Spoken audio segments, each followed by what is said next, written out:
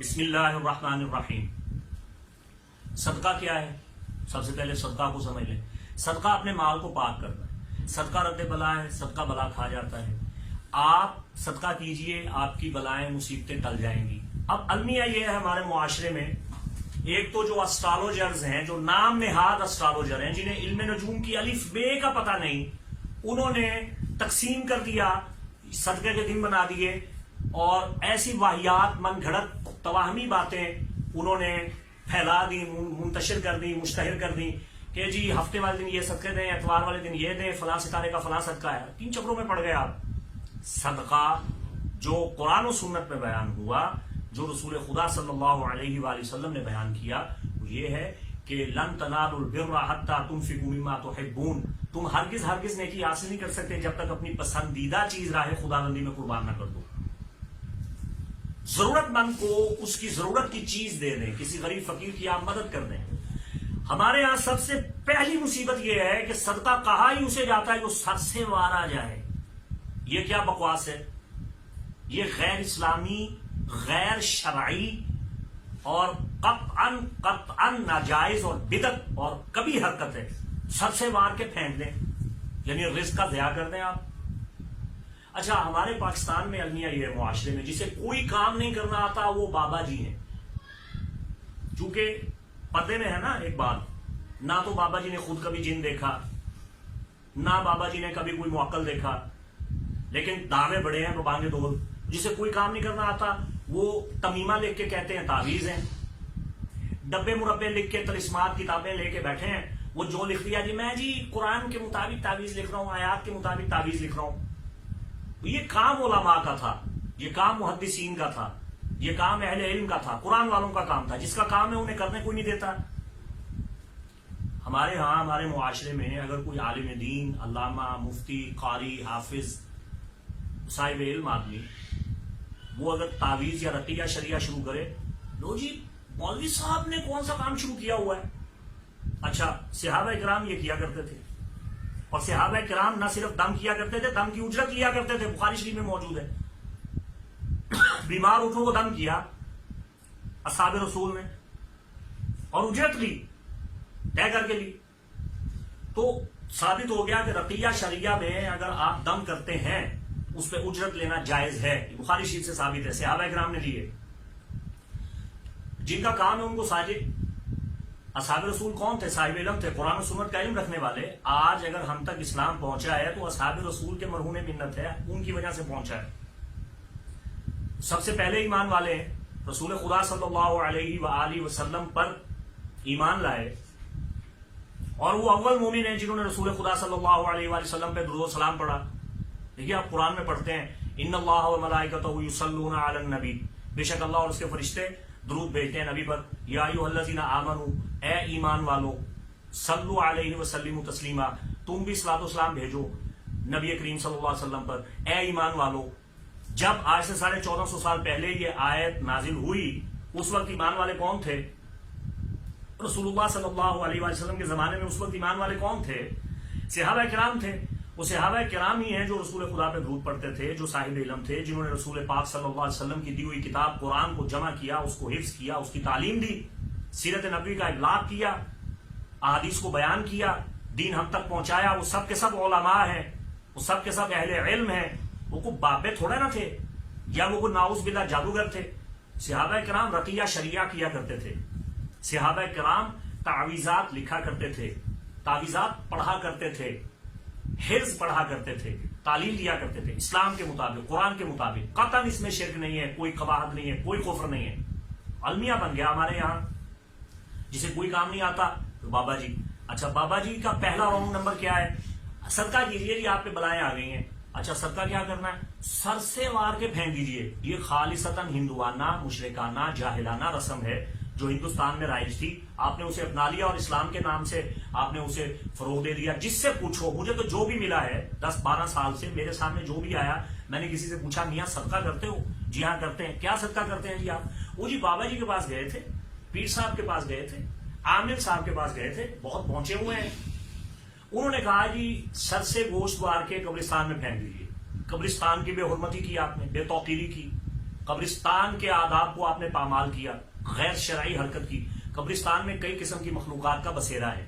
اب یہ تو ہو گیا آپ بیل مجھے مار، یعنی جب آپ گوشت اٹھا کے یا سری اٹھا کے یا انڈے یا دالیں اپنے سر سے وار کے نکلیں گے اور قبرستان میں جا کے پھینکیں گے تو وہاں کئی قسم کی انویزیبل مخلوقات ہیں، غیر مرئی مخلوقات ہیں، کئی قسم کی وہاں شیطانی مخلوقات ہیں، وہاں کئی قسم کے بھوت پریت ہیں، بد ارواح ہیں، سفلی طاقتیں ہیں. وہ آپ کا پیچھا کریں گی. ارے ان کے منہ کو تو شوربہ لگ گیا، وہ آپ کے پیچھے بھاگیں گے کہ یہاں سے تو مال آیا، وہ آپ کے پیچھے پڑ جائیں گی. اور جب تک آپ گوشت پھینکتے رہیں گے ٹھیک، جب آپ گوشت پھینکنا بند کریں گے وہ آپ کو اذیت دیں گے، ستائیں گے، تکلیف دیں گے.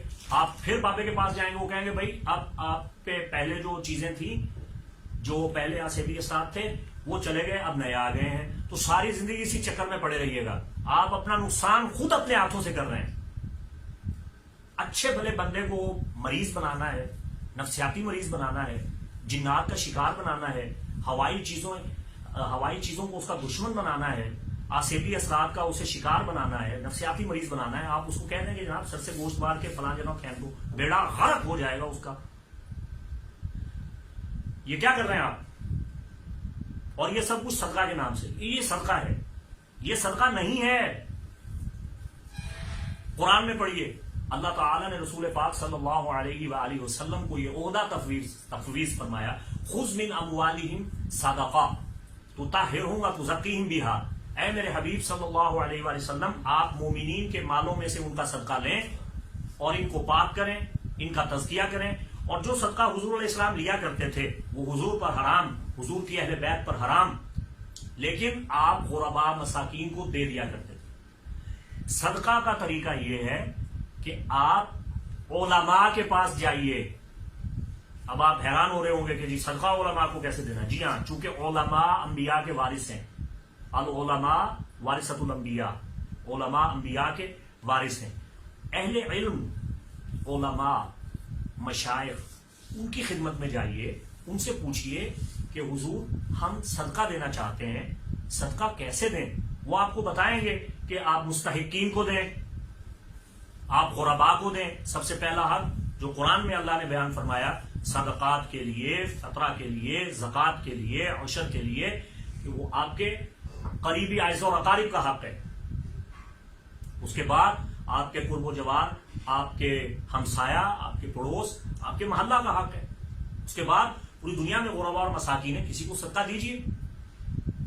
لیکن آپ نے علماء کے پاس تو جانا ہی نہیں ہے، وارثان رسول سے تو آپ نے پوچھنا ہی نہیں ہے. آپ نے جانا ہے ڈونچیوں کے پاس، شوبدہ بازوں کے پاس، فراڈیوں کے پاس، عاملوں کے پاس، پیشہ ور جادوگروں کے پاس، جن کی اپنی زندگی اجیرن ہو چکی ہے.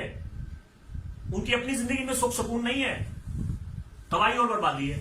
ان کے پاس آپ جائیں گے، ان کو آپ جا کے کہیں گے کہ بابا جی صدقہ کرنا. ہاں بلائیں آ گئی، مصیبتیں آ گئی. اچھا کئی تو ایسے دیکھے وہ آپ سے ہزاروں روپیہ ایڈ لیں گے کہ جی وہ ہم نے اتنے من گوشت جو ہے وہ پھینکنا ہے، ہوائی چیزوں کو دینا ہے، تو آپ دے دیں تو آپ کے مسئلے حل ہو جائیں گے. وہ تو پیسے لے کے خود ہی کھا گئے خیر سے.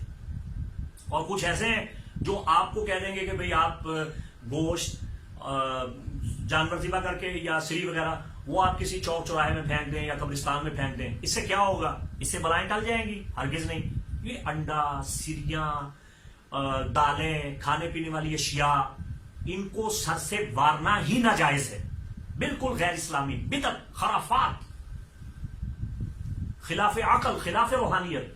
کامن سینس سے آپ سوچیں کہ آپ اپنے سر سے ایک چیز وار کے کیوں پھینک رہے ہیں؟ جس کو دے رہے ہیں وہ واپس نہیں آئے گی. آپ نے کون سا وہاں عہد سلیمانی پڑھ کے حصار لگا دیا یا عامل وہاں کھڑا ہوا کہ اب تمہارا حصہ تمہیں دیا، اب اگر اس پہ حملہ کیا تم پہلے میری لاش سے گزرنا؟ ایسا تو ہے نہیں. وہ آپ جائیں جی اپنے سر سے آپ نہ سری وار کے تو نہ ویران جگہ پہ پھینک دو، پیچھے مڑ کے نہیں دیکھنا. اور میں نے مڑ کے دیکھنا پیچھے کیا ہو، ڈنڈا لے کے کھڑا کوئی؟ پیچھے مڑ کے نہیں دیکھنا. کندھے وزنی ہو گئے، سر وزنی ہو گیا، یہ سب ڈرامے بازی ہیں، یہ چھوڑ دیجئے. صدقہ وہ ہے کہ آپ کسی غریب فقیر کی مدد کیجئے جو آپ کر نہیں رہے. کسی مستحق کی، کسی محتاج کی، کسی غریب کی، مفلوق الحال کی، کسی کلاش کی مدد کر دیجئے. اسے اللہ کی راہ میں صدقہ کی نیت سے، اور نیت شرط ہے کم از کم دماغ میں ہو، نیت کریں کہ اے اللہ میں تیرا قرب حاصل کرنے کے لیے اپنی آفات بلیات مصائب سے جان خلاصی گلو خلاصی کے لیے چھٹکارے کے لیے یہ غریب فقیر کی مدد کر رہا ہوں، دے دیجیے، صدقہ ہو گیا۔ دیکھیے آپ راشن دیجیے، آٹا ہے، چاول ہے، چینی ہے، گھی ہے، آپ بیوہ عورتوں کو دیجیے، سر سے وارنے کی کیا ضرورت ہے، ہاتھ لگانا بھی ضروری نہیں ہے۔ بندہ آسٹریلیا میں بیٹھا ہے، اپنی والدہ کو فون کرتا ہے، ماں جی میرا صدقہ کرتے ہیں، ماں جی یہاں لے کے چیزیں اس کے نام پہ خیرات کرتی ہیں، ہو گیا صدقہ، بلائیں ٹل جائیں گی، صدقہ رد بلا ہے۔ لیکن ہم نے مفہوم ہی غلط سمجھ لیا، ہم نے طریقہ غلط سمجھ لیا۔ تصویر سے وارنا ضروری ہے، تصویر سے وارنا کوئی ضروری نہیں ہے۔ رزق کا ضیاع مت کیجیے، رزق کو ضائع مت کیجیے۔ یہ جی وار کے تو نہر میں پھینک دیا اور چوک میں پھینک دیا یا قبرستان میں پھینک دیا، قبرستان کی بے حرمتی بالکل بند کیجیے۔ قبرستان سے بہت سی ارواح آپ سے انتقام لینے کے لیے آپ کے گھر آتی ہیں۔ آپ کسی کے گھر میں کوڑا پھینکے ہیں، ایک بار پھینکے، دو بار پھینکے، آپ لٹ اٹھا کے اس کا پیچھا کریں گے، یہ باز کیوں نہیں آ رہا؟ قبرستان میں کئی قسم کی نیک ارواح موجود ہیں، مومنین کی ارواح موجود ہیں، ان کا بسیرا ہے، وہاں عالم برزخ ہے، قبور ہے۔ شرم نہیں آتی آپ کو؟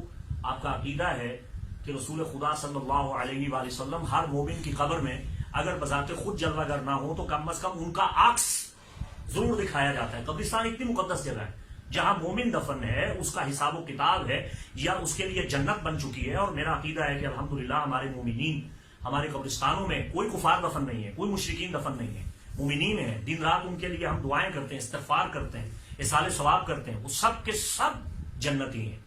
امت محمدیہ کی، مسلمانوں کی، مومنین کی ارواح وہاں موجود ہے، ان کا بسیرا ہے۔ کیسے نیک لوگ ہیں، آپ وہاں جا کے گند اور غلاستے پھینکتے ہیں اور اوٹ پٹانگ عمل، تعویذ لکھا، تعویذ تو ہے ہی نہیں، تمیمہ ہے، جادو ہے، منتر ہے، جنتر ہے، ڈبہ ہے، مربع ہے، خامیہ ہے، سیگل ہے، یا میجیکل سکوائر ہے جسے تعویذ کے نام سے پروموٹ کیا جا رہا ہے، وہ آپ کو دیا، وہ آپ نے قبرستان میں دفن کر دیجئے گا۔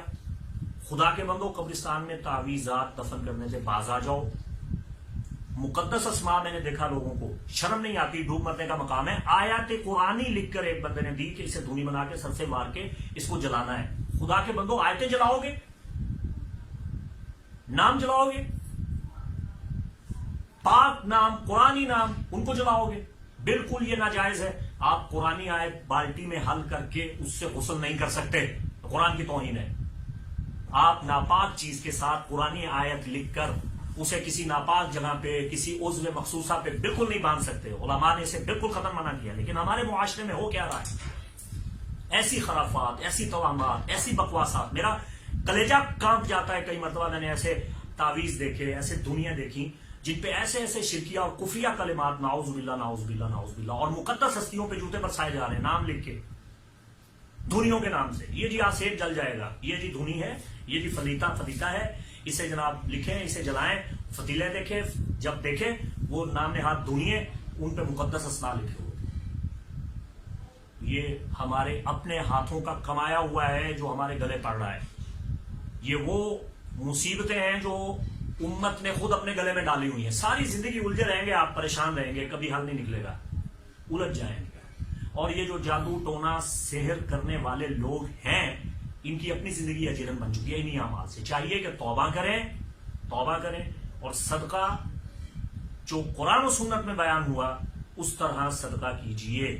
اللہ تعالی عمل کی توفیق عطا فرمائے۔ وما علینا الا البلاغ المبین۔